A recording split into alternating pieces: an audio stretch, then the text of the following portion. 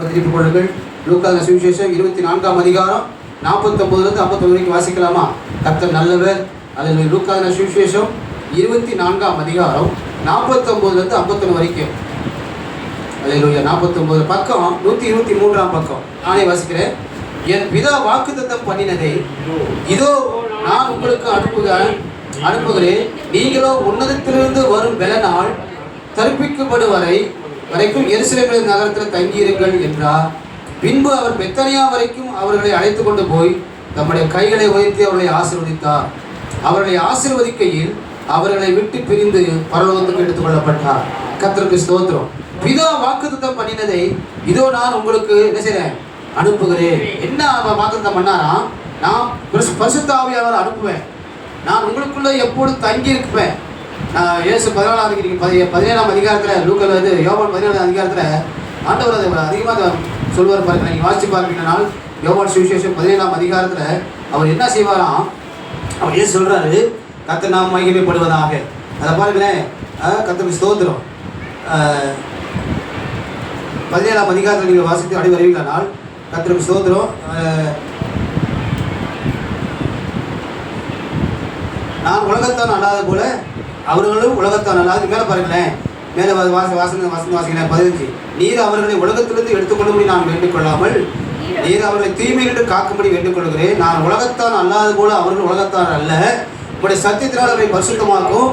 உங்களுடைய வசனமே சத்தியம் அப்படின்னு சொல்லிட்டு கீழே சொல்லி வராரு. கர்த்தருக்கு ஸ்தோத்திரம்.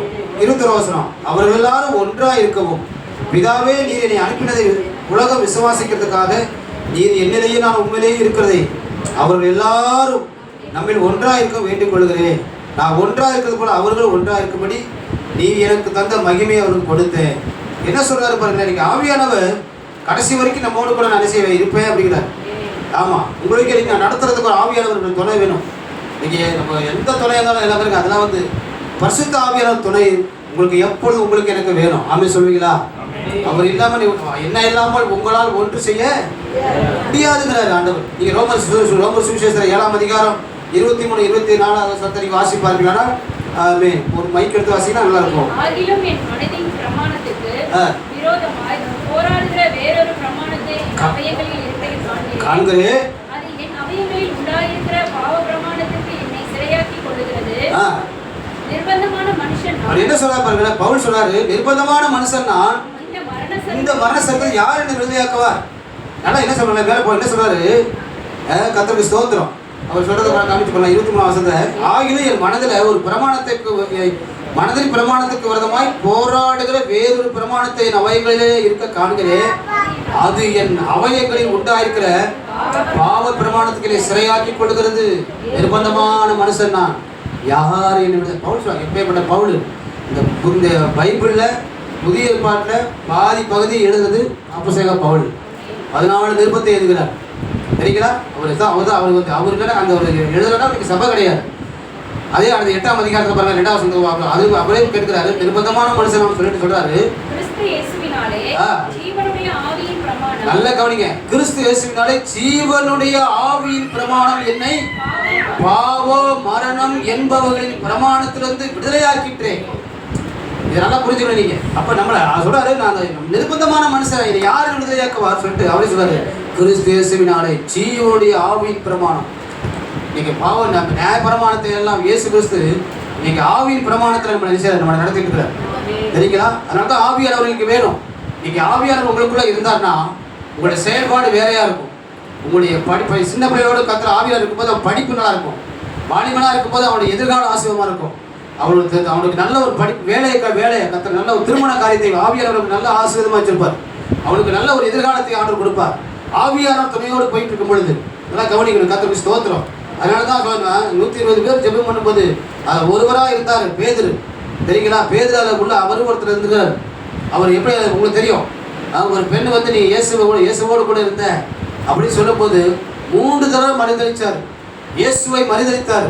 எனக்கு தெரியாது, சத்தியமா தெரியாது, அவர் என்ன அறிய அப்படின்னு பயந்து பெண்ணுக்கு முன்பாக பயந்து பேசுன பேதுரு அந்த அதிகாரத்தில் இங்கே படிச்சீங்கன்னா அதுக்கு அடுத்த அந்த பரிசுத்த ஆவி பெற்றதுக்கு அப்புறம் அப்படி டோட்டலாக அவன் என்ன செய்யப்பட்டிருக்கு? ரோமர் 8:15 சொல்கிறது, ரோமர் 8ஆம் அதிகாரம் 15வது வசனம். பயப்படுவதற்கு நாம் அடிமைத்தனத்தின் ஆவியை பெறாமல். அப்பா பிதாவே என்று கூப்பிடப்படுகிற புதிய சுகாரத்தின் ஆவியை பெற்றீர்கள். பாருங்க, நம்ம என்ன ஆவியை பெற்றுக்கிறோம்? நீங்கள் நானும் புத்திர சுவிகாரத்தின் ஆவியை பெற்றுக்கிறோம். அவருடைய பிள்ளையாக இருக்கிறோம். நீங்க நீங்க இங்க உட்கார்ந்து நீங்க நினைக்கிறீங்க சாதாரண ஆட்கள் கிடையாதுமே. தேவன் நம்ம தாய் தகவலை முன்குறிச்சுக்கிறாரு. அவங்க மூலியமா நம்மளோட ஆண்டவர் எப்படி மரியாதை மூலமா இயேசு வெளிப்பட்டாரோ நம்மளை ஆண்டவர் அவங்க மூலியமா கர்த்தர் தேசத்தை கொண்டு உலகத்துக்கு கொண்டாந்துக்கிறார். அது ஆவியானவருடைய திட்டம், அவருடைய செயல், அவருடைய தீர்மானம். அந்த பரிசுத்த ஆவியில என்ன நமக்குள்ள அதனால்தான் பயப்படக்கூடாது. நமக்கு பயமுள்ள ஆவியை கொண்டாமல் பலமும் தெளிந்த புத்தியை கற்றுக் கொடுத்துருக்கேன். நாளையே பார்த்து பேதர் பயப்பட வச்சுங்களா? 4ஆம் அதிகாரத்தை போட்டிருக்கு. பேதரை பற்றி போட்டு பாருங்களேன். அப்போஸ்தலர் நடவடிக்கை புத்தகம் 4ஆம் அதிகாரம். கர்த்தருக்கு ஸ்தோத்திரம். அல்லேலூயா. அப்போஸ்தலர் நடவடிக்கை புத்தகம் 4ஆம் அதிகாரத்தை அதே பேதர் எப்படி இருக்காரு பேசுறாரு பாருங்களேன். கர்த்தருக்கு ஸ்தோத்திரம். 13ஆம் வசனத்தை வாசிக்கிறேன். பேதுருவும் யோவானும் பேசுகிற தைரியத்தை அவர்கள் கண்டு அவர்கள் படிப்பறியாதவர்கள் என்றும் பேதமை உள்ளவர்கள் என்றும் அறிந்திருந்தபடியால் ஆச்சரியப்பட்டு அவர்கள் இயேசுவோடு கூட இருந்தார்கள். அல்ல சொல்லுமா, இயேசுவோட ஆவியானவரோடு கூட இருந்தால் போதும். உங்களுக்கு ஆண்டவர் எப்படிப்பட்ட தைரியத்தை கொடுப்பாருங்களா? அப்படி ஒரு மகா தைரியத்தை கற்றுக் கொடுப்பார். பலனை கொடுக்கிற ஆண்டவர். அப்போஸ்தலர் 1:8 பரிசுத்த ஆவி கூட்டத்தில் வரும்போது நீங்கள் வல்லமை அடைவீர்கள், பலன் அடைவீர்கள். எதுக்காக? சாட்சிகளாக மறைவித்தார். எதுக்கு பலன்? சாட்சியாய் கர்த்தர் வைக்க. சொல்லலாம் சாட்சிகள். நம்மளை ஆண்டவர் சாட்சியாக வைக்க தான் பரிசுத்த ஆவியை நம்ம நினைப்புகிறார். அதனால் பரிசுத்த ஆவியாரோட துணை இல்லாமல் பரிசுத்த ஆவியை எப்பொழுது அவரோடு கூட நீங்கள் என்ன செய்யுங்க? கேளுங்க. நீங்கள் அவரோடு இருக்கிறாரா? அவரோடு தங்கி இருக்கிறாரு. அதை நீங்கள் ப்ராக்டிஸ் பண்ணணும். ஆமாம், ஆவியாளரே நீ நிரப்புங்க, என்னை ஆவியில் நிரப்புங்க, என்னை அப்படி பரிசுத்த ஆவியில் நிரப்புங்கன்னு சொல்லி நீங்கள் செய்யுங்க. கேட்பீர்கள். ரோமர் 8:14 சொல்கிறது. ரோமர் 8:14 வாசிக்கலாமா? அதே ரோமர் சுவிசேஷம் 8ஆம் அதிகாரம் 14 வசனம். சீக்கிரமாக மறுபடியும் கேட்கிறேன். மேலும் அசிமா மேலும் எவர்கள் தேவனுடைய ஆவியினாலே நடத்தப்படுகிறார்களோ அவர்கள் தேவனுடைய புத்திரராய் இருக்கிறார்கள். அந்த பக்கம் சொல்லுமா எடுத்துக்கிட்டோம். மேலும் மேலும் எவர்கள் தேவனுடைய ஆவியில நடத்தப்படுறாங்களோ, தேவனுடைய ஆவியில நடத்தப்படணும், அவர்கள் தேவனுடைய புத்திரர்கள். அப்ப நமக்கு நம்ம யாரு? அவர் பிள்ளையா இருக்கிறோம். ஞானஸ்தானத்தின் மூலமா நம்ம என்ன செய்வோம்? அவரோட பிள்ளையா நம்ம வந்துட்டோம். அப்ப அந்த ஞானஸ்தானம் என்னைக்கு எடுத்து கரையிறீங்களோ அன்னைக்கு அபிஷேகம் பெற்றிருக்கீங்க. ஆமா இல்லையா? இது உண்மைங்க. இது 100% உண்மை. இல்லைன்னு நினைக்காதீங்க. எவ்வளோ ஆவியானவர் இருக்கிறனால தான் இப்பொழுது நம்ம எவ்வளவோ காரியங்கள்ல அடர்ந்து போனாலும் ஆண்டவர் நம்மளை கைவிடாதபடி உங்களை என்னையும் நம்ம பிள்ளைகளையும் குடும்பத்தையும் இதுவரைக்கும் நடத்தி வந்தார் ஆவியானவர். ஆமென் சொல்லுவீங்களா? அல்லேலூயா. அதனால வேதம் சொல்கிறது யோவான் 1 சொல்கிறது நம்ம தேவனுடைய பிள்ளைகளை ஆகிறோமா? எப்படி பிள்ளைகள் ஆகிறோம்? வாசிக்கலாமா? யோவான் 1:12. சீக்கிரமாக போகலாமா? அல்லேலூயா. இந்த வசனம் நிறைய இருக்குது. அடுத்த வாரமும் கர்த்தர் சுத்தமா அவரை ஏற்றுக்கொண்டவர்கள் எத்தனை பேர்களோ அவர்களுக்கு அதிகாரம் கொடுத்தார். ஆமென். அவருடைய பிள்ளைகளாகும்படி நமக்கு ஆண்டவர் கொடுத்தார். ஆவியானவர் நமக்கு வந்தார். இப்ப நீங்க நானும் முத்திரை போடப்பட்டிருக்கோம் பரிசுத்த ஆவியில. உங்க பிள்ளைகளை ஆண்டவர் பரிசுத்த ஆவியில முத்திரை போட்டிருக்காரு. எங்க உண்மையா? நம்ம ஸ்கூலுக்கு அனுப்பிச்சிடுறோம், காலேஜுக்கு அனுப்புறோம். பாதுகாக்கிறது யாரு? தேவன் தான். கோயம்புத்தூர்ல சொன்ன அங்க ஒரு மகளை சின்ன மகளை 10 வயசு மகளை வரல. இவ்வளவு வேதனையான சம்பவம் பாருங்க. தேசத்துல பிசாசு பயங்கரமா இன்னைக்கு அவன் வேற ஆவியில் நடத்தப்படுறான். வேற ஆவி அதுக்கு வருது, உள்ள வருது, இன்னும் நிறைய இருக்குது. இன்னைக்கு நீங்கள் தேவ பிள்ளைகளாகி நீங்கள் நான் என்ன ஆவியில் நிரப்பப்படணும்? நீங்கள் அதுதான் முக்கியமான இதை பார்க்க போகணும். வாசிக்கலாமா? எபேசியர் 5:8-5:18 நான் வசனத்தை ஞாபகப்படுத்த விரும்புகிறேன். வாசிக்கலாமா? சீக்கிரமா நம்ம போவோம். எபேசியர் புத்தகம் 5ஆம் அதிகாரம் 18வது வசனம்.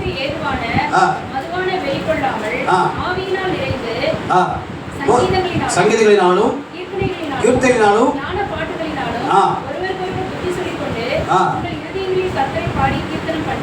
போதுமா? நான் சொல்றேன்னாக்க ஆவியிலே நிறைந்திருங்கள்.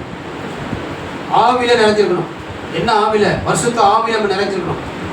அந்நிய பாசை நம்ம இதுதான் சீக்கிரமா அந்த கதவை போட்டுட்டு என்ன செய்யணும்? இந்த கதவெல்லாம் போட்டாச்சுன்னா நல்ல ஆவியில் அபிஷேகத்தில் என்ன செய்யலாம்? நீங்கள் அபிஷேகத்தில் என்ன நிரம்பினீங்கன்னா ஆவியாருடைய நடத்துதலே வித்தியாசமாக இருக்கும். உங்களுடைய பேட்டனே மாறும். உங்களுடைய குடும்பம், உங்கள் பிள்ளைங்க எதிர்காலம், பொருளாதாரத்தின் எல்லாம் இன்னும் பரிசுத்த ஆவியில் நம்ம என்ன செய்யணும்? நம்ம ஒரு சீச சபை மாதிரி போயிட்டு இருக்குது.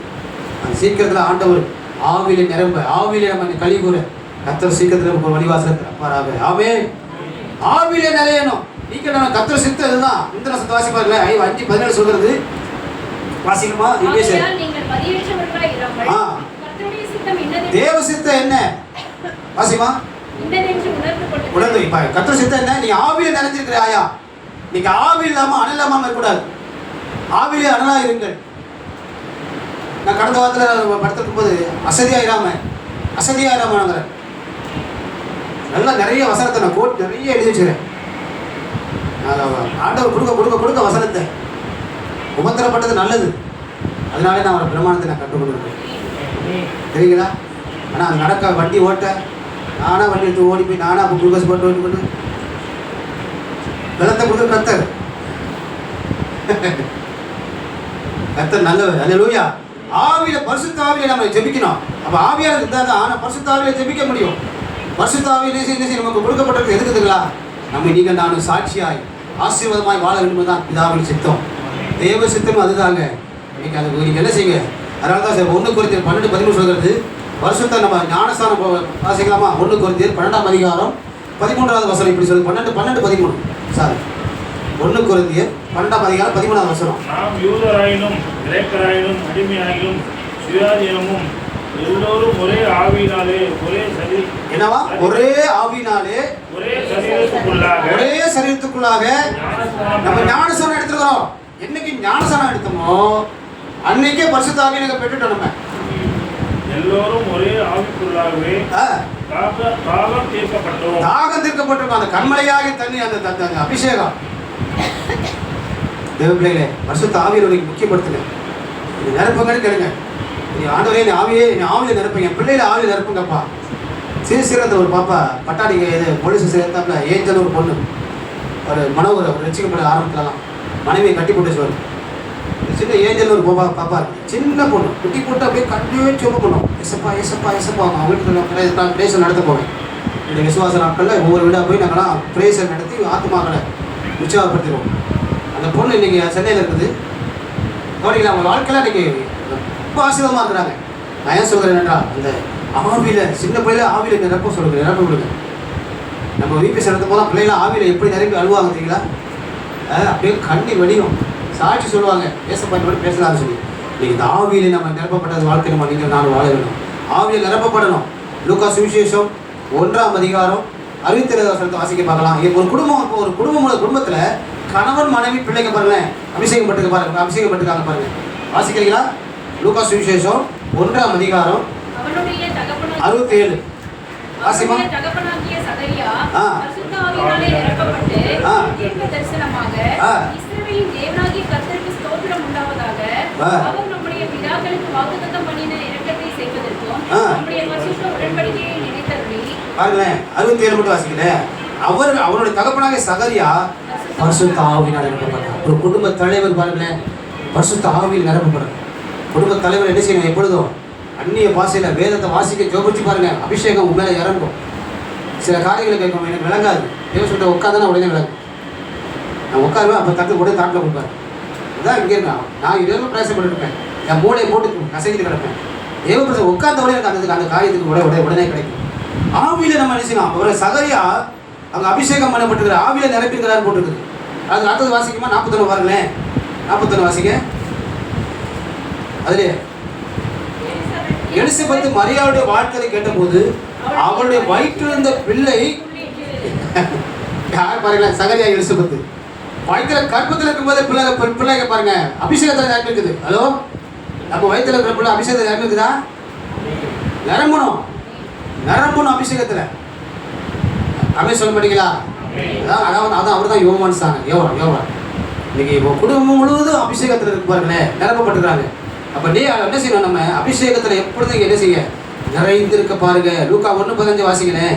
அதே லூக்கா 1:15 பாருங்க. கர்த்தருக்கு ஸ்தோத்திரம். சீக்கிரம் அவன் கர்த்தருக்கு முன்பாக யாரு? யோவான் பெரியவனா இருப்பான். கொடியாள் நல்ல கவனிக்க. தன் தாயின் வயிற்றில் இருக்கும் போதே பரிசுத்த ஆவியாளர் நிரப்பப்பட்டு இருந்தான். இன்னைக்கு ஆவியாளர் பாருங்களேன். உங்க பிள்ளைகளை ஜெபம் பண்ணுங்க. உங்க பிள்ளைகளை முட்டி போட்டு நீங்க ஜெபம் பண்ணுங்கம்மா. நீங்க ஜெபம் கேட்பீங்க. என் பிள்ளை அபிஷேகத்தில் நிரப்புங்கப்பா. இந்த உலகத்தில் இந்த உலகம் பொல்லாத உலகம். பாருங்க என்னமா கேள்விப்பட்டு இருக்கோம் பாருங்க. வேதனையான சம்பவம் நடந்துட்டு இருக்கு. உங்கள் பிள்ளைகளை ஜாக்கிரதையா நீங்க பரிசுத்த ஆவி பிள்ளை நிரப்புங்க ஆண்டவர். என் பிள்ளைகள்லாம் சின்ன பிள்ளைகள் இருக்கும்போதெல்லாம் 2 பிள்ளைகளும் எந்த சேட்டையும் பண்ணக்கூடாது. இந்த பேராண்டி படிக்கிறான் ரொம்ப மோசெல்லாம் உட்காந்து எடுத்து நட மாட்டான். அப்படி வெளுத்து விடணும் எல்லாம். அப்படிதான் வளர்த்தேன் நான். என்னோட புத்தி அந்த என்ன அப்பெல்லாம் அப்போ உப்பு போட்டு முட்டி போட்டு வச்சு வளர்த்தேன். அதெல்லாம் அவள் பிள்ளைகளை வந்து நீங்கள் வளர்க்கலன்னா பின்னாடி பிரச்சனை. உங்கள் பிள்ளைகளை அபிஷேகத்தில் நிரப்புங்க. கேட்கறதெல்லாம் வாங்கி கொடுக்க ரொம்ப சந்தோஷம். அபிஷேகத்தில் வளர்த்துருக்கீங்களா? முட்டி போட்டு ஜோம் அதே துதிக்கும் பாருங்க. அவன் எங்கள் குடும்ப ஜோத்தில் உட்காந்து முட்டி போட்டு ஜோம் பண்ணிட்டு இருப்பான். அப்படியே தூங்கிடுவான். தூக்கி உட்கார வச்சோம்னா சோத்திரம் தான் இருப்பான், தூங்குவான். எத்தனை மணிக்கு தூக்கி உட்கார வச்சு வீட்டில் நம்ம சாப்பாடு கொடுத்தோம்னா சோத்திரம்னு அப்படி படுத்துருவோம். ஒரு நாள் முழுவதும் குழந்தையில 6 மாதம் குழந்தையில உபவாசம் போட்டு வச்சுருவோம். வச்சேன் என்ன போயிட்டு வச்சுட்டு ஒரு பிள்ளைய சாவடிக்கிறேன். நாங்கள் வரணும். நம்ம சூரியபுரத்தில் தங்கையாளூர் ஐயா இருக்கார். அவங்கள ராஜோட அப்பா அவங்க அம்மா சொல்லுவாங்க, என்ன போயிட்டு பிள்ளைய சாவடிக்கிறேன். இருந்தால் இங்கே இருக்கிட்டு போனால் அங்கே போட்டுமா போமான்ட்டு. ஆனால் ஆண்டவர் கத்தர் ஹாஸ்பிட்டலில் என்ன செய்ய நடத்திக்கிறாங்க. நான் என்ன சொல்கிறேன்னா, உங்கள் பிள்ளைகளை பரிசுத்த ஆவியின் அபிஷேகத்தில் என்ன செய்யுங்க, நிரப்ப விடுங்க. லூக்கா 4:1 வாசிக்குமா? நல்லா பாருங்க. ஆவியில நிரப்பி இருக்கிற நம்ம யாரும் பாருங்க. சீக்கிரம் அடுத்தது. யாரு? இயேசு பரிசுத்த ஆவியில நிறைந்தவராய். அவருக்கெல்லாம் பரிசுத்த ஆவி, அவரே பரிசுத்த ஆவியில நிறைந்தவராய். வாசிமா. போதுமா. பரிசுத்த ஆவியால் நிரப்பப்பட்டிருந்தார் இயேசு. அப்ப அவருக்கு பரிசுத்த ஆவியின் துணை தேவைப்பட்டிருக்கு. ஏன்னா அவன் தான் ராமனும் ஜெபம் பண்ணது. இன்னைக்கு ஆண்டவர் பரிசு நீங்க பலத்தை கேளுங்க, அவர் பலப்படுத்துவாருங்க. உங்க சோர்வு நீக்குவார். எத்தனை போராட்டம், எத்தனை பிரச்சனை, எவ்வளவு பாடுகள் வந்தாலும், எவ்வளவு தேவை வந்தாலும் சரி, நீங்க ஆவியானவர் சார்ந்திருந்தீங்கன்னா ஆவியானவர் உங்களை கர்த்தர் வெட்கப்பட விட மாட்டார். இதை நான் சாட்சியாக சொல்ல முடியும். எதிரையும் சாட்சி சொல்ல முடியும். இந்த வாழ்க்கையில் ஆண்டவர் செய்ய நடத்துகிற கிருபைகளை. அதனால் பரிசுத்த ஆவியில் நீங்கள் நானும் நிரப்பப்பட்டிருக்கீங்க. தயவு செய்து அப்போஸ்தலர் நடவடிக்கைகள் 2 அதிகாரம் 4 வசனம் சொல்லுகிறது. சீக்கிரமா அப்போஸ்தலர் 2:4 சொல்ல குறிப்பு எடுத்து வச்சுக்கினா பின்னாடி நீங்க ஆவியில நீங்க செய்யுங்க. அவர்கள் எல்லாரும் பரிசுத்த ஆவியிலே ஆவியானவர் தங்களுக்கு தந்துள்ள வரத்தின்படியே வெவ்வேறு பாஷைகளில் பேசுகிறார்கள். ஆவியானவர் அவர்கள் எல்லாரும் மேலும், ஒருத்தர் மேல இல்ல, அவர்கள் எல்லாரும் மேலும் ஆவியானவர் ஊற்றப்பட்டார். இன்னைக்கு ஆவியானவர் ஊற்றுங்க ஆண்டவர், என் மேல ஊற்றுங்க, என் குடும்பத்து மேல ஊற்றுங்க, என் பிள்ளைகள் மேல, பேர பிள்ளைங்க மேல, என்னோட பிசினஸ்ல, என்னோட வேலையில. நீங்க கேட்டு பாருங்க, ஆவியால நிரப்பப்படணும். அதே நான் 4:8 வாசிக்கிறேன். அப்போஸ்தலர் நடவடிக்கை 4:8 பேதுரு பரிசுத்த ஆவியினாலே நிறைந்திருந்தார். பாருங்களேன், போதும் பாருங்க. யாரெல்லாம் பரிசுத்த ஆவி நிரப்பப்பட்டிருந்தாங்க பாருங்களேன். கர்த்தருக்கு ஸ்தோத்திரம். குறிச்சிங்க. அடுத்தது ஸ்தேவான் பரிசுத்த ஆவியில நிரம்பி இருந்தார். அப்போஸ்தலர் 7 அதிகாரத்தில் நீங்க கடைசி 58 பார்த்தீங்கன்னா ஸ்தேவான் பரிசுத்த ஆவியினாலே நிரப்பப்பட்டிருந்தார். இவங்கெல்லாம் வந்து ஒரு சாட்சிங்க நமக்கு. நம்மளை குறித்து அதிகம் சொல்லணும். நீங்கள் எங்கே இருக்கா, நீங்கள் பரிசுத்த ஆவி பெற்று நீங்கள் போகிற இடத்துலலாம் 55 நீங்கள் பரிசுத்த ஆவி பெற்ற சில நீங்கள் எங்கேயாவது போனீங்கன்னா உங்களை கண்டு பிசாசு நடுங்குவோம். தெரியுங்களா? அந்த இடத்துல கும்பலே இருக்காது. அந்த தடவை நீங்கள் போனீங்கன்னா அந்த அசுத்தாவி அந்த காலை விட்டு போயிடும். உங்களுக்கு போய் விளம்பரம் வருவாங்க. விளம்பர சாட்சியை பார்த்துட்டு நேற்று கூட பார்த்துக்கிறேன். போகிற இடத்துல ஆவியானவர் அப்படி கிரியை செய்கிறார். அப்போ உங்களுக்குள்ள ஆவியானவர் இருக்கிறார். அப்போஸ்தலர் 9:17 பாருங்களேன். பவுல் பரிசுத்த ஆவியிலே நிறைந்திருந்தாராம். அப்போஸ்தலர் பவுல் பரிசுத்த ஆவியினாலே நிறைந்திருந்தார். அப்பொழுது அனனியா போய் வீட்டுக்குள் பிரவேசித்து அது பவுல கையை வைத்து சகோதரனாகிய சவுலே, நீ வந்த வழியே உனக்கு தரிசனமான இயேசுவாகிய கர்த்தர் நீ பார்வையிடும்படி பரிசுத்த ஆவியினாலே நிரப்பப்படும்படிக்கு என்னை அனுப்பினார் என்றார். 13:10 பார்த்தீங்கன்னா அதான் போட்டிருக்கோம். வாசிமா 13 அது அப்போஸ்தலர் 13:10 பார்த்தீங்கன்னா பவுல் பரிசுத்த ஆவியினாலே நிறைந்திருந்தார். எல்லா கபடமும் எல்லா பொல்லாங்கும் நிறைந்தவனாக பிசாசின் மகனே, நீதிக்கெல்லாம் பகைஞனே, கர்த்தருடைய செம்மையான வழியை போய மாட்டேன். அந்த பிசாசை விரட்டாரு. ஆவியில நிறைஞ்சிருந்தனால பிசாசை விரட்டாரு. இன்னைக்கு பரிசுத்த ஆவியில நீங்கள் நானும் நம்பி இருந்தோம்னா எந்த பிசாசும் எந்த ஒரு பில்லி சூரியமும் வாசிங்க 13:9 சார் என்று சொல்லப்பட்ட சவுல் பரிசுத்த ஆவியினால் நிறைந்தவனாக பேசலாம். பாருங்களேன், பவுல் பரிசுத்த ஆவியினால நிறைந்திருந்தார். இன்னைக்கு நீங்கள் தான் பாருங்க, அப்பேற்பட்ட பவுலுக்கு அந்த பவுலுக்கு தேவைன்னா உங்களுக்கு எனக்கு தேவை இல்லையா? ஞாயிற்றுல மட்டும் வந்து நம்ம என்ன அதெல்லாம் ஒன்று செய்ய முடியாது. மற்ற நாள் எப்படி ஞாயிற்றுல மட்டும் இங்கே வந்து இருக்கிறது பிரச்சனை, அதெல்லாம் அது வந்து அடுத்தது. ஞாயிற்றுக்கிழமை கிறிஸ்தவர்கள் மட்டும் கிடையாது. ஒவ்வொரு நாளும் உங்கள் வீட்டில் உங்கள் வேதம் வாசித்து ஜெபிச்சு பரிசுத்த ஆவியான துணையோடு நீங்கள் நடக்கிறீங்களா, நடந்து கொண்டு இருக்கீங்களா? அது ஒரு உன்னதமான அனுபவம் சரிங்களா? அது அறிவு கட்டாதது. ஸோ வாசிக்கிற எபேசியர் 3:19 சொல்கிறது, இந்த அறிவு கட்டாத தேவனுடைய சகல பரிபூரணத்தினால நிறையப்பட உட்பட்டிருக்கு. அது ஒரு உன்னதமான அனுபவம், பரிசுத்த ஆவியின் அனுபவம். எபேசியர் 3:19 குறித்து வச்சுக்கீங்க. வேதம் சொல்கிறது இன்னைக்கு அந்த அனுபவம் அறிந்து கொள்ள தேவனுடைய சகல பரிபூரணத்தினாலும் நிறையப்படவும்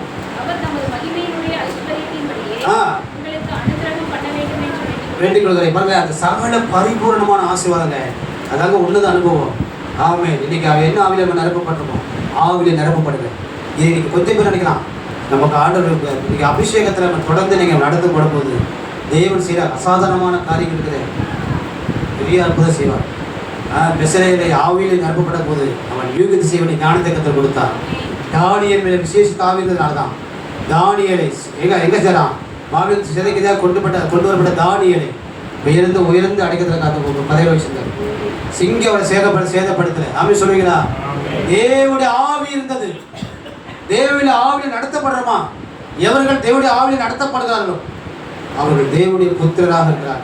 அப்போ நீங்கள் தேவனுடைய ஆவியில் நடத்தப்படாமல் வேறு மாதிரி பிசாசு நடத்தப்பட்டீங்கன்னா அது நீங்களே பார்த்து உங்களுக்கு டேஷ் டேஷ் டேஷ் தேவ ஆவியில் நடத்தப்படும். அவர் தான் தேவனுடைய பிள்ளைகளாக்க முடியும். கர்த்தர் மெய்ப்பராக இருக்கிறார். அவர் மெய்ப்பராக இருக்கிறாரா, பிசாசு மெய்ப்பராக இருக்கிறாரா? நமக்கு தான் தெரியும். எபேசியர் 5ஆம் அதிகாரம் 18 வாசிக்கலாம், 18-19 வாசிக்க பார்க்கலாம். மறுபடியும் சொல்கிறேன், துன்மார்க்கத்துக்கு ஏதுவான போதும், துன்மார்க்கத்துக்கு ஏதுவான மதுபானம். ஹலோ கவனிக்கிறேன், தண்ணி போட்டவங்க என்ன செய்வாங்க? தண்ணி ரொம்ப பயந்தா அப்படியே இருப்பாங்க. தண்ணி போடுற ஆளாக பாருங்க, ரொம்ப பயந்தா ரொம்ப தான் இருப்பாங்க. ஆனால் தண்ணி போட்டாங்கன்னா அவங்களுக்கு வரும் பாருங்க, வார்த்தை வரும் பாருங்க, சலமாக வரும். எத்தனை பேர் என்னாலும் இருப்பாங்க. பஸ் ரோட்டெல்லாம் பாருங்க, ஒரு தண்ணி ஆள் இப்படி தான் இருப்பாங்க. அது எதில் நினைச்சிருக்கான்? மதுபானத்தினால நிறைந்திருக்கிறதுனால. நீங்கள் அந்த மாதிரி காரியங்களுக்குள்ள அவர் நினைக்கக்கூடாது. அந்த மாதிரி நிறைந்திருக்காதபடிக்கு அவங்க காரியங்களும் வித்தியாசமாக இருக்கும். கால் தள்ளாடும், அப்படியே அவங்க காரியமாக வித்தியாசமாக இருக்கும். ஆனால் நாம் நம்ம என்ன செய்யலாம்? நம்ம பரிசுத்த ஆவினால நீங்கள் நான் நிரப்பப்படணும். ரொம்ப 1:29 வாசிக்கிறேன். முதலாவது தவறான காரியத்தில் நம்ம நிரப்பப்படும் போது நம்ம என்ன செய்வோம்? ரொம்ப கஷ்டம். ரெண்டாவது ரோமர் 1:29 வாசிக்க. எல்லாம் எடுங்க, தயவு செய்து எடுங்க, எடுத்து வாசிக்கணும். அவர்கள் சகலவித அநியாயத்தினாலும் வேசித்தனத்தினாலும். நல்லா கவனிங்க, தயவு செய்து எல்லாம் வசனத்தை மக்கள் சொல்ல எடுத்துக்கிட்டோம். 208 வாசிங்க. அவர்கள் சகலவித அநியாயத்தினாலும் வேசித்தனத்தினாலும் பொருளாசையினாலும் துரோகத்தினாலும் எதிர நினைச்சிருக்காங்களாம்? அநியாயம், வேசித்தனம், பொருளாசை, குரோதம்னா கோபம், அப்படியே பொறாமை. இன்னைக்கு பொறாமை தாங்க இப்படி விரும்புது. காய் பொறாமப்பட்டதுனால தான் ஆபேலை கொலை பண்ணான். யோசேப்பு மேலே பொறாமப்பட்டதுனால தான் குழியை கொண்டு போட்டாங்க. பொறாம இருக்கக்கூடாது. அது பொறாமை நினைச்சிருக்கியா? நீ பரிசுத்த ஆவியில நிரம்பிருக்கியா? எந்த ஆவியில நிரப்பப்பட்டிருக்கிற?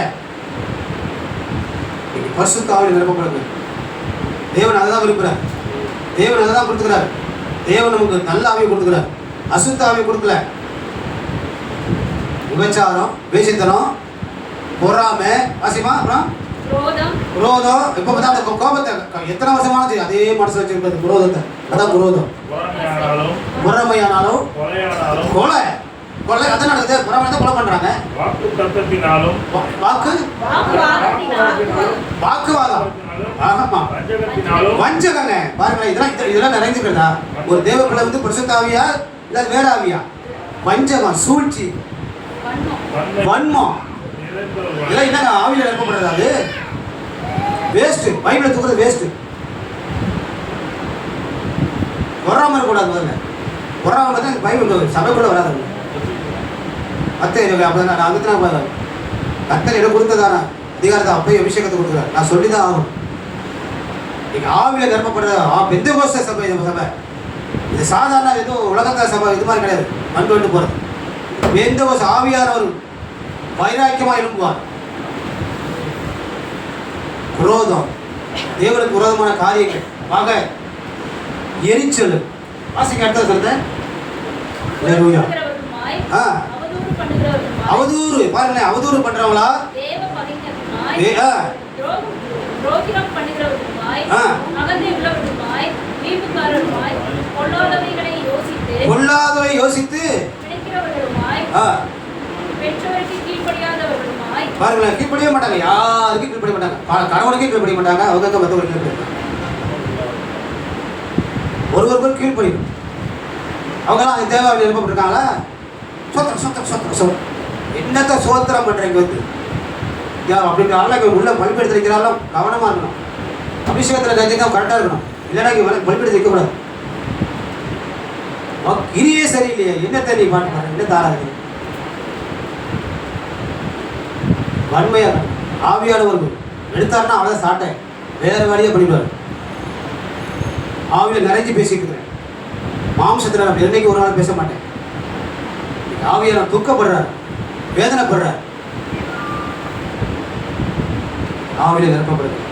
வேதம் சொல்கிறது அதே அப்போஸ்தலர் 13:45 பாருங்களேன். யூதர்கள் பொறாமையால் நிறைந்தாரலாம். சீக்கிரம் முடிக்கிறேன்.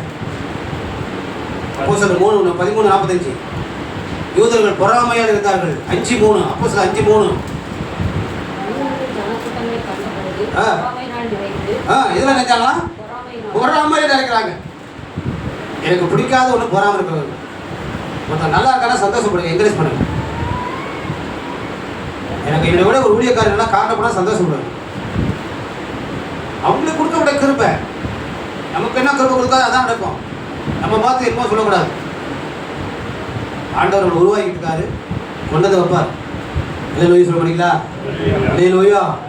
ஆமாம். அப்போஸ்தலர் 19:29 பாருங்களேன், நிறையா இருக்குது. நான் சொல்லிக்கிட்டே இருக்கலாம். எதில் நிறைஞ்சிருக்கோம்? நம்ம பரிசுத்த ஆவியில் நிறைஞ்சிருக்கிறோமா, இல்லை வேறு ஆவியில் நிரப்பப்பட்டிருக்கோமா? அங்கே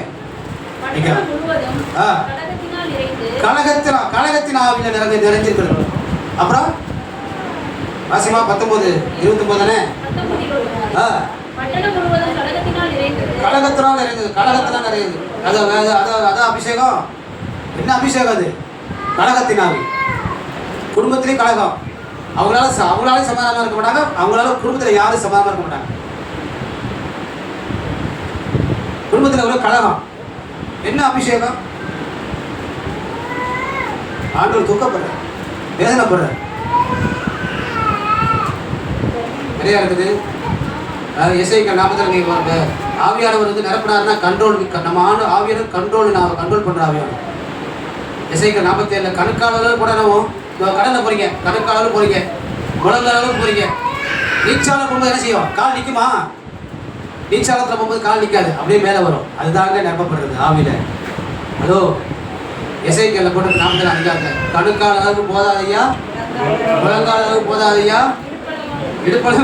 அது ஆவியானவர் இருந்தா நமக்கு அகசவர் ஒரு கண்ட்ரோல் பண்ணுவார். அவர் நமக்காக யுத்தம் பண்ணுவார். நீங்கள் உங்களை ஒருத்தன் வந்துட்டான்னா நீங்கள் போய் கதை திறக்க வேண்டியதில்லை. நீங்கள் அபிஷேகம் பெற்று நீ கீழே வீட்டுக்குள்ள இருக்கும்போது ஆவியானவரே அவனுக்கு யுத்தம் பண்ணுவார். திரும்ப புரிய லேட்டாக தான் முடிய மாட்டேன்.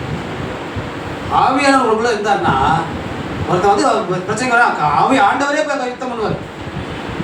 இதான் நம்ம ஆண்டவர் ஆவியானவர். ஆவியை சொல்ல படிக்கல ஹல்லேலூயா. ஆடப்படினால இன்னைக்கு வேதத்தில் நல்லா நீங்கள் நினைச்சிங்க. சகரியா 4:6-7 சொல்கிறது, பலத்தினாலும் அல்ல பராக்கிரமத்தினாலும் அல்ல. சகரியா 4:6-7 ஆவியானவர் சிம்சோன் மேலே இறங்கினார். நடந்தது என்னங்க? ஒரு ஆட்டை கிழிச்சு போடுறது போல நினைச்சான். சொல்ல முடியுங்க. நம்ம ஒரு பேப்பரே கிழிக்க முடியல, ஒரு பேப்பரே கிழிக்க முடியாமல் தடுமாறோம். அவன் சிங்கத்தை கிழிச்சு போட்டான். ஏன்? ஆவில நிரப்பப்படும் போது, பரிசுத்த ஆவில நிரப்பப்படும் போது சிங்கத்தை கிழித்து போட்டார். சவால்கள் எல்லாம் விடுதலை ஆகினார். ஆமென். ஆமா, ஆவியானவர் நிரந்தர விஷயம். கடைசியில் 5:19 வாசி முடிச்சிருவோம். அல்லேலூயா. இது கர்த்தருக்கு சித்தமான அடுத்த வாரம் இந்த பரிசுத்த ஆவியை குறித்து அவங்களை பற்றி நான் அதிகமாக பேச விரும்புகிறேன். சபைன்னா அதாங்க சபை, பரிசுத்த ஆவி பெற்ற அபிஷேகம் பெற்ற சபை. வேறு ஆவியில் நம்ம இருக்கிறதா அது வந்து உலகம் இந்து, அது வேற கோயில். இது ஆவியானவர் நிரம்புகிற சேர்த்து நல்ல அபிஷேகத்தை நிரப்பி நீங்கள் நானும் நல்ல கர்த்தரை ப்ரைஸ் பண்ணி துதிச்சு ஆராதிச்சு. இங்கே நாகர்கோவில் கேரளாவில் போய் பாருங்கள், 2 மணிக்கு முன்னாடி தான் முடியும். இப்படிலாம் ஆராதனை தொடர்ந்து நடத்திட்டு இருக்கோம். இன்னும் அந்நிய பாஷையில் அப்படியே குதிச்சு ஆராதிச்சுட்டு இருப்பாங்க. எவ்வளோ சொல்லுவாங்க அவங்க அவங்க நல்லா பண்ணுவோம். நீங்கள் அப்படியே நடக்கும் ஆராதனை. அபிஷேகத்தில் தாங்க அபிஷேகம் ஆவியான தோசத்தை வாசிக்கலாமா? சங்கீதங்களினாலும் பாட்டுகளினாலும் ஞான பாட்டுகளினாலும் ஒருவருக்கு ஒருவர் புத்தி சொல்லிக் கொண்டு உங்கள் இருதயத்தை கர்த்தரை பாடி கீர்த்தனம் பண்ணி எல்லாவற்றுக்காகவும் தேவனே ஸ்தோத்திரம் ஸ்தோத்தரிக்கணும். பரிசுத்த ஆவியானவர் நிறைஞ்ச மனுஷன் பார்த்தீங்களா? என்ன வந்தாலும் ஸ்தோத்திரம், என்ன வந்தாலும் ஸ்தோத்திரம், எது நடந்தாலும் ஸ்தோத்திரம். வெளியே ஜெபத்துக்கு அறிவிப்பு கொடுத்துறேன்னு சொன்னாங்க. பாப்பா அங்கேருந்து வர முடியாது, 4 மணி நேரம் சொல்லப்பட்டு வருது. இங்கே வந்து போகிறது, இங்கே வந்து 1 ஹவர் கூட ஜெபிக்க முடியல, நேரம் இல்லை. ஏன்னா அவங்கவுங்க வெளியில் கொஞ்சம் நேரம் போகிறதுனால நான் அங்கேயே 4 மணி ஜெபம் பண்ண முடிச்சு. நான் போய் வந்து பார்த்தேன். கீழே வந்து நானும் சூசையம்மா ஐயா ஞாபகம் சரியான உட்காந்து கொஞ்ச நேரம் பாட்டு பாடணும். எந்த காலத்திலும் எந்த நேரத்திலும் நன்றியாக போய் நான் துதிப்பேன். என்ன பாஸ்கர் மாறியா பாட்டை பாடுங்க, தோத்திரம் பாட்டு தான் போனோம். எந்த சூழ்நிலையும் கத்திர சோத்திரம் பண்ணுங்க. முறுமுறுத்துறாங்க, அது இல்லையே இது இல்லையே அப்படி இப்படி சொல்லி எந்த சூழ்நிலையும் முறுமுறுக்க வேணாம். கத்திரிக்கு ஸ்தோத்திரம், கத்திரிக்கு ஸ்தோத்திரம் சொல்ல முடியுதா? யோபு சொன்னாருங்க, எல்லாம் இழந்த போதிலும் கத்திரிக்கு ஸ்தோத்திரம் சொன்னாரு. நமக்கு ஸ்தோத்திரம் வந்து என்ன வருது? வழி இல்லை, தோத்தா போட்டு வேற வழி இல்லை. வேதனை சொல்லணும்னா கஷ்டமா இருக்கு. எல்லாவற்றுக்கும் அவன் ஸ்தோத்திரம் பண்ணி ஒரு அபிஷேகம் பெற்ற ஒரு தேவ பிள்ளை ஆவில நிறைஞ்ச பிள்ளை என்ன செய்யுமா? எந்த சொல்லிடும் சொல்லுங்கம்மா, கை கொடுத்து பார்த்து சொல்லுங்க, கை கொடுத்து சோத்திரன்னு சொல்லுங்க. அவங்களுக்கு இல்லை, அடுத்தவங்களுக்கு இல்லை. சோத்திர ஆண்டவர், நன்றி ஆண்டவர். சோத்திரா நன்றின்னு அர்த்தம். சோத்திர ஆண்டவர் என்னைக்காவது சோத்திரம் சொல்றீங்களா? வாய மூடியா? உனக்கு என்ன தெரியும்? உனக்கு என்ன பண்ண என்ன தெரியும்? மண்ணு தான் படிச்சிருக்கலாம். மண்ணில் உருவாக்கினாலும் நம்மளை மண்ணுமாங்க. அது தோத்திரம். அவங்களாம் எலும்புல படிச்சதுனால அவங்க ஸ்ட்ராங்காக தான் இருப்பாங்க. வேற போய் செய்கிறேன் நான் தேசத்தில் எந்த சூழலும் கத்திர என்ன செய்கிறேன்? ஸ்தோத்திரம் பண்ணி. இதுதாங்க பெந்த கோசை, உண்மையான பெந்த கோசை பண்ணி. நீங்கள் ஆவில நிறைஞ்சிருக்காங்க, வேற ஆவில நிறைஞ்சிருந்தீங்கன்னா இன்னைக்கு அனலைஸ் பண்ணுங்க. ஆண்டவரே மன்னிங்கன்னு சொல்லி நீங்கள் ஒப்பு கொடுத்தீங்கன்னா, ஒப்பு கொடுத்து அறிக்கை செஞ்சு பரிசுத்த ஆவியானவர் என்ன நீங்கள் கொடுத்தீங்கன்னா உங்கள் மூலியமாக உங்கள் பிள்ளைங்க ஆசைக்கப்படும். உங்கள் மூலியமாக உங்கள் பிள்ளைங்க உங்கள் பேர பிள்ளைங்க ஆசீர்வாதமாக இருக்கும். நல்லா நான் நிபந்தனைக்கு உட்பட்ட ஆசீர்வாதத்தை சொல்லிட்டு இருக்கேன். உங்கள் பிள்ளைங்களுக்கு எது சம்பாதிக்கலையோ இல்லையோ, மற்றவங்களை வேதனைப்படுத்தி கஷ்டப்படுத்தி துக்கப்படுத்தி வார்த்தையை வசை சொல்லி அவங்களை கண்ணீர் வரவழைச்சி செஞ்சுட்டு அந்த சாபத்தை உனக்கும் பிள்ளைகளுக்கும் பேர பிள்ளைகளுக்கும் சம்பாதிச்சு வச்சு போகாதீங்க. வழிபடுத்துகிற பகிரங்கமாக சொல்லுவேன், எச்சரியும் சொல்லுவேன்.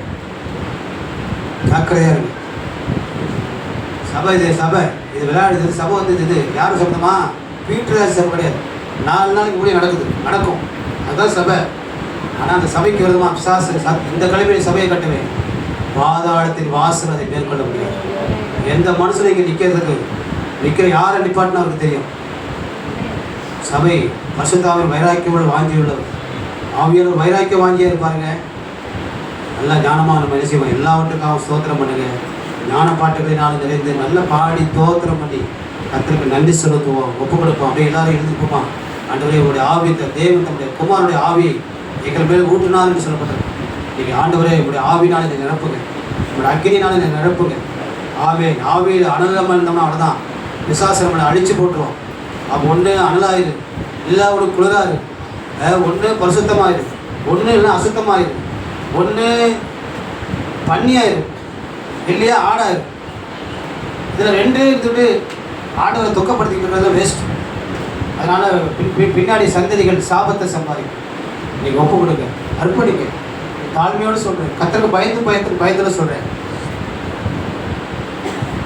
நான் தேவ சமூகத்தில் போய் நிற்கும் போது எனக்கு தான் தெரியாது பெயின் என்ன. எனக்கு ஆர்டர் கணக்கு கேட்பார். உங்கள்கிட்ட வர ஃபோக்கஸ் பூரா என்னட்டு வந்து ஃபோக்கஸ் என்னை தாக்கிட்டு நான் அதை தான் போராடி சிமித்து கொண்டு இருக்கிறோம். கர்த்தருக்கு ஸ்தோத்திரம். நீங்கள் ஒப்பு கொடுக்குமா, அர்ப்பணிக்கலாமா? அப்படியே இல்லாமல் இருந்து தயவுசி உங்கள் கண்ணை மூடி நீங்கள் பெத்த கோஸ் என்ன நீங்கள் நிரப்புங்க. நீங்கள் ஆவினால் நிரப்புங்கப்பா. ஆண்டவர் அப்பத்தை காட்டா மீனை கொடுப்பாரா? கல்லை கொடுப்பாரா? பொல்லாத நீங்கள் உங்கள் பிள்ளைகளுக்கு நல்ல இவ்வளோ கொடுக்கும்போது பரலோகத்தில் இருக்க பிதாவாகிய தேவன் நன்மையானவர்களை கொடுப்பது நிச்சயம் என்று சொல்லுங்கள். இன்னைக்கு ஆவியில் யாராவது நினைச்சுக்கான்னு பார்த்தோம். உங்களுக்கு நல்லா தெரியும், இயேசுவே பரிசுத்த ஆவியில் நிறைந்திருக்கார், பேதுரு நிறைந்திருக்கார், எல்லா அபிஷேகத்தில் நிறையப்பட்டவங்க தான். அவர்கள் எல்லாரும் பரிசுத்த ஆவிலே மூப்பர்கள் எல்லாரும் நிரப்பியிருந்தாங்க. பர்னபா இந்த நிறைய பேரை சொல்லவில்லை, எல்லாரும் நிரப்பிதாங்க. ஆனால் சில பேர் தவறான காரியத்தை நிரப்பிக்கிறாங்க. அதை விட்டு என்ன செய்யணும், வெளியில் வருவோம். இன்றைக்கி அநேக காரியங்களை சுவேசித்தலாம், பொறாமை, குரோதம், பலவிதமான காரியங்கள் உள்ள வச்சு நிரப்பப்பட்டு அதில் போய் கொலைகள், இதெல்லாம் இது பிசாசுடைய கிரியைங்க. இதெல்லாம் தயவுசெய்து சொல்லுங்கள்.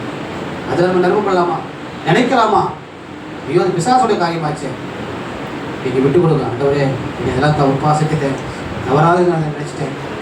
நான் யாராவது இந்த வீட்லேயும் சரி குடும்பத்தில் யாராவது வேதனைப்படுத்திருந்தா, என் பிள்ளைகளையோ என் கணவனையோ என் மனைவியையோ ஆண்டவரே என்னுடைய உறவுகளையோ யாராவது நான் காயப்படுத்திருந்தா என்னை மன்னிங்க.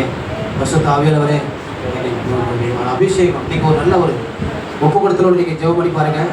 உங்களை அடுத்த பாருங்கள், நீங்கள் பாருங்கள், உங்களுடைய வாழ்க்கையை தரவே மாறும், உங்கள் பொருளாதாரத்தின் தரவே மாறும். உங்களுடைய சாண்டவர் உங்களுடைய வாழ்க்கையில் செய்கிற காரியம் மகத்துவான காரியங்கள் செய்ய போகிறார். கண்ணை மூடுங்க, தயவு செய்து கண்ணை மூடுங்க, கண்ணை மூடுங்க. யாரும் கடை திறக்க வேண்டாம். ஹல்லேலூயா ரீபாலா அதாரா போகும். ஆமே ஜெபம் பண்ணுவோமா, ஜெபம் பண்ணுவோமா. ஹல்லேலூயா இயேசுவே நாங்கள் ஜெபம் பண்ணுகிறோம்ப்பா. ஒப்பு கொடுத்த உள்ளே வந்து எல்லாம் தயவு செய்து வெளியாக நிற்க வேண்டாம், யாரும் வெளியே நிற்க வேண்டாம். ஸ்தோத்திரம் பண்ணி இயேசுவே நீ நிரப்புங்க, என்னை நிரப்புங்கப்பா, என்னை நிரப்புங்க ஆவியானவரே. உலகத்தின் ஆவி நம்ம பெறல, அப்பா பிதாவை என்று கூப்பிடப்படுகிற புத்திர சிவகாரத்தின் ஆவியில ஆண்டவர் உனக்கு எனக்கு கர்த்தர் கொடுத்திருக்கிறார். ஆமே. எவர்கள் தேவனுடைய ஆவியில் நடத்தப்படுகிறார்களோ, மேலும் எவர்கள் தேவனுடைய ஆவியினால் நடத்தப்படுகிறார்களோ அவர்கள் எல்லாம் தேவனுடைய பிள்ளைகளை இருப்பார்கள். நீ தேவனுடைய பிள்ளையானால் தேவ ஆவினால் நிரப்பப்பட்டு எப்பொழுது இருக்கணும். ஞாயிற்றுக்கிழமை மட்டும் கிடையாது, எல்லா நாளையும் ஆவியானவரோடு ஒரு தொடர்பு இருக்கணும், ஆவியானவரை சார்ந்து இருக்கணும். ஆண்டவரே ஒப்பு கொடுக்குறப்பா, நான் வேற எதில் நிரப்பப்படக்கூடாது, உலகத்துக்காக நிரப்பப்படக்கூடாது. ஆண்டவரே இந்த கையை ஓய்ட்டு சும்மா பண்ணுகிறப்பா, கையை ஓய்ட்டு சோதனை பண்ணிங்களேன். ஒப்பு கொடுங்க, ஒப்பு கொடுத்தீங்கன்னா உங்கள் பிள்ளைகளுக்கு பெரிய பிளஸ்ஸிங்க, உங்களுக்கு பெரிய பிளஸ்ஸிங்க. நாம ஆண்டவரே என்னை நிரப்புங்கன்னு சொல்லி ஜெபிக்கிற ஆண்டவரே. அப்படியே ஜெபிக்கும் பொழுது எல்லாம் கண்ண கொடுங்க. அப்படியே ஹல்லேலூயா கண்ணி நம்பாக வந்து ஜெபம் பண்ணுவாங்க இந்த ஜெப குறிப்புக்காக. ஹல்லேலூயா அப்படியே கொஞ்சம் தான் எனக்கு என்னோட சேர்த்து ஆமே. ஹல்லேலூயா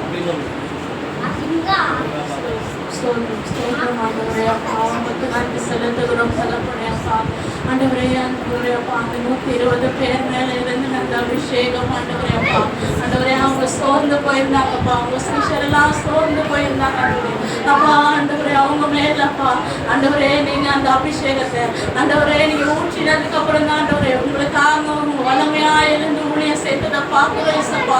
ஆண்டவரே அதே அபிஷேகம் ஆண்டவரே, அதே வல்லமையாண்டவரே அப்பா. நீங்க நேற்றும் இன்றும் என்றும் மாறாத தெய்வம் ஆண்டவரே. இன்றைக்கு எங்க மனதில் ஆண்டவரே நீங்க ஆண்டவரே அப்பா அதே அபிஷேகத்தை ஊற்றணும் ஆண்டவரே. ஒவ்வொருவரையும் நிரப்பணும் ஆண்டவரே, ஒவ்வொருவரையும் நிரப்பணும். எங்க பாத்திரம் நிரம்பி நிரம்பி நிரம்பி வழியணும் ஆண்டவரே. இறங்கிடுங்கப்பா ஆண்டவரே, அக்கினியா இறங்கிடுங்க ஆண்டவரே அப்பா. மழையா இறங்கிடுங்கப்பா. அந்த பின்மாரியின் மழை இன்றைக்கு ஆண்டவரே எங்க மத்தியில பொழிதரலும் ஆண்டவரே. எங்க ஒவ்வொருவரையும் ஆண்டவரே நிரப்பி நிரப்பி ஆண்டவரே அப்பா நீங்க அனுப்பணும் ஈஸ்வரப்பா. வாஞ்சையாய் கேளுங்க, தாகமாய் இருக்கிறவன் மேல் தான் அந்த அபிஷேகம், தாகம் உள்ளவன் மேல் தண்ணீரை ஊற்றுகிற நம்முடைய தேவன் அப்பா. வாஞ்சையாய் கேட்கிற தாகமாய் கேட்கிற ஒவ்வொருவரையும் இன்றைக்கு ஆண்டவரே நீங்க நிரப்புங்கப்பா, நிரப்புங்கப்பா, நிரப்புங்க ஆண்டவரே அப்பா. உமக்கு ஸ்தோத்திரம் ஆண்டவரே. பின்மாரியின் அபிஷேகம் மாம்சமான யாவர் மேலும்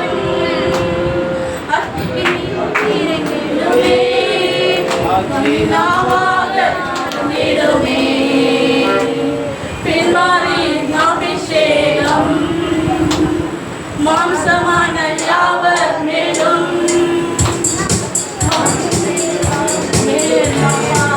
பின்மாரியின் அபிஷேகம் ஆண்டவரே அப்பா. ஆண்டவரே அக்கினியாய் அப்பா நீங்க நிரப்பணும் நிரப்பணும் ஆண்டவரே அப்பா. ஸ்தோத்திரம். அக்கினியாய் இறங்கிடுங்கப்பா, அக்கினியாய் இறங்கிடுங்கப்பா. அந்த பின்மாரியின் மழை வேணும் ஆண்டவரே, இன்றைக்கு வேணும் தகப்பனே. இறங்கிடுங்க ஆண்டவரே. ஸ்தோத்திரம் ஆண்டவரே. மத்து நன்றி நன்றி.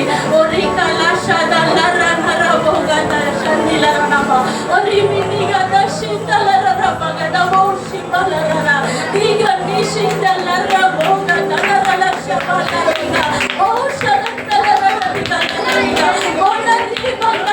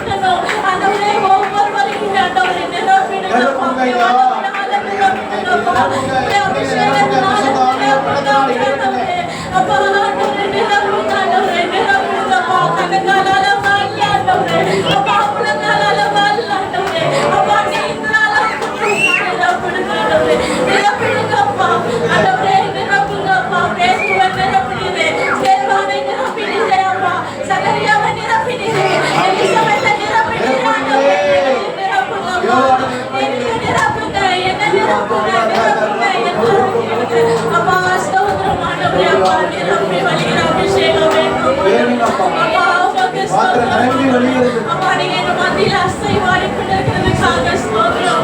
நன்றி ஆண்டவரே, நன்றி அப்பா, நன்றி ஆண்டவரே. அப்பா, நாங்கள் ஒவ்வொருவரும் கர்த்தருக்காக எழுப்பி பிரகாசிக்கிறவர்களாய், ஆண்டவரே, ஒளி வீசுகிறவர்களாய், வெளிச்சம் வீசுகிறவர்களாய், ஆண்டவரே அப்பா, எழுப்பி கிரியை செய்கிறவர்களாய், ஆண்டவரே அப்பா, இந்த நாட்களில் ஆண்டவரே நீங்க எங்களை நிரப்பினதுக்காக உமக்கு ஸ்தோத்திரம். நாங்கள் விசுவாசிக்கிறோம் ஆண்டவரே, இன்னும் இன்னும் இன்னும் அதிகமாய் ஆண்டவரே நாங்கள் நிரப்பப்படுகிறோம், இன்னும் அதிகமாய் ஆண்டவரே. பேதுரு எழுப்பி உமக்காக ஆண்டவரே வைராக்கியமா ஊழியம் செய்தாரு ஆண்டவரே, அவர் நிழல் பட்டு சுகமானாங்களே. இன்னைக்கு நாங்கள் விசுவாசிக்கிறோம் அந்த அபிஷேகத்தினால் நாங்களும் ஆண்டவரே அப்பா, ஆண்டவரே அநேகருக்கு ஆசீர்வாதமாய் நாங்கள் இருக்க போறோம் ஆண்டவரே. அப்பா ஸ்தோத்திரம் ஆண்டவரே, உமக்கு நன்றி. வந்திருக்கிற ஒவ்வொரு பிள்ளைகளையும் ஆசீர்வதிங்கப்பா, ஆசீர்வாதத்தினால நிரப்பி அனுப்புங்க ஆண்டவரே. அப்பா ஸ்தோத்திரம் ஆண்டவரே, அப்பா நீங்க ஆசீர்வதிப்பு ஆண்டவரே, எங்களை ஒவ்வொருவரையும் அனுப்ப போற கிருபைக்காக நன்றி ஸ்தோத்திரம். எல்லா துதியும் எல்லா கனமும் எல்லா மகிமையும் கர்த்தர் ஒருவருக்கே செலுத்துகிறோம் இயேசுவின் நாமத்தில் ஆமென். ஆமென், ஆமென். கர்த்தரை ஜெபத்தை கேட்டு அபிஷேகத்தை புதிய அபிஷேகத்தை கர்த்தர் விசுவாசத்தில் கடலத்தி ஆண்டவருக்கு நன்றி சொல்லுவோம். ஸ்தோத்திரம். ஆவி விட்டாங்க, ஆவியை விட்டு விட்டாங்க. தொடர்ந்து இந்த ஆவியை நம்ம பழக்கப்படுவோம். எப்பவும் வேத வாசிக்கிறதுக்குன்னா போதும். இந்த ஆவியில் நாம் நடத்தப்படும் போது புத்திரமாக இருக்கிறோம். அந்த புத்திரராக இருக்கும் போது இந்த உலகத்தின் காரியங்கள் பொருளாக நம்ம தொட முடியாது, நம்ம குடும்பத்தை தொட முடியாது. அண்டவர்கள் ஒப்புக்கொடுத்து கத்துடைய ஆசைப்பாராங்க. எல்லாம் சேர்ந்து சொல்லுவோமா? என் ஆத்மாவே கர்த்தரை ஸ்தோத்திரி, என் முழுவதுமே பரிசுத்த நாமத்தை ஸ்தோத்திரி, என் ஆத்மாவே கர்த்தரை ஸ்தோத்திரி. கர்த்தர் செய்த சகல உபகாரங்களை மறவாதே. ஆமென். இந்த கர்த்தராகிய இயேசு கிறிஸ்துவின் கிருபையும் இந்த பிதாவாகிய தேவனுடைய அன்பும் இந்த தூய ஆவியாகிய பரிசுத்த ஆவியானவருடைய வழிநடத்துதலும் ஆசீர்வாதமும் சுகமும் வெள்ளனும் ஐஸ்வர்யமும் கனமும் அந்த பிள்ளைகளோடும் வர முடியாதவரோடும் என்றும் என்றும் சதா காலமும் இருப்பதாக. அல்லேலூயா, அல்லேலூயா. விசேஷமான பிறந்த நாளை கொண்டாடுகிற செர்வின் தயவுசெய்து பெத்த கோசம் ஆனாலும் கொஞ்சம் ஒரு 10 நிமிஷம் எடுத்துக்கோங்க. நடக்காது. அல்லேலூயா. கர்த்தருடைய வாங்க செர்வின்.